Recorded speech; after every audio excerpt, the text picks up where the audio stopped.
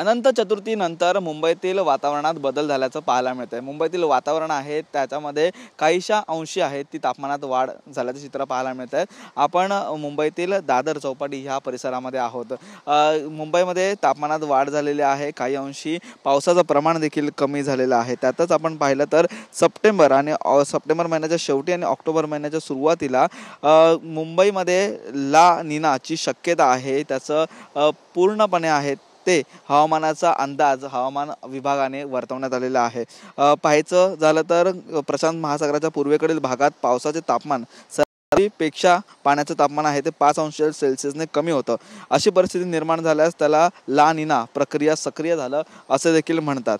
परंतु याचा फारसा परिणाम आहे तो महाराष्ट्रावरती मुंबईवरती न होताना पाहायला मिळेल, कारण त्याच वेळी जो परतीचा पाऊस आहे तो येत्या 2 आठवड्यामध्ये होणार आहे आणि त्यानंतर ही प्रक्रिया आहे ती सुरू होणार आहे। परंतु जर मुंबईतून परतीच्या पावसाला जर उशीर झाला तर त्याचा मोठा परिणाम आहे तो मुंबई आणि महाराष्ट्रावरती होताना पाहायला मिळेल, कारण ला निना परिस्थिती निर्माण झाली प्रशांत महासागरात आणि जर परतीचा पाऊस या ठिकाणी पुन्हा परतीला जाताना जर उशीर झाला तर मुंबईमध्ये मुसळधार पाऊस आहे तो देखील या ठिकाणी पडू शकतो आणि अशी परिस्थिती आहे ती मुंबईमध्ये उद्भवू शकते। त्यामुळे सध्या तरी हवामान खात्याच्या अंदाजानुसार सप्टेंबर महिन्याच्या अखेरीस आणि ऑक्टोबर महिन्याच्या सुरुवातीला ही परिस्थिती आहे ती निर्माण होईल, त्याचा परिणाम आहे तो मुंबईवरती पाहायला मिळणार आहे। सध्या तरी परतीचा पावसाचा अंदाज आहे तो 1 ते 2 आठवड्यामध्ये वर्तवण्यात आलेला आहे, परंतु जर अशी परिस्थिती निर्माण झाली तर मुंबईवरती मोठ्या प्रमाणात पाऊस आहे तो बरसण्याची शक्यता आहे। सध्या तरी वातावरणात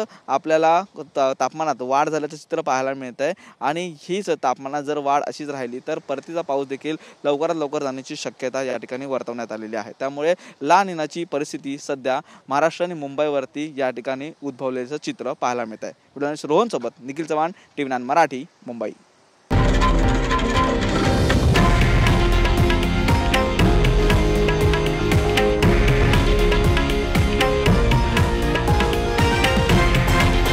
हे आहे देशातील नंबर 1 न्यूज नेटवर्क आणि आपण पाहत आहात TV9 मराठी, एकमेव।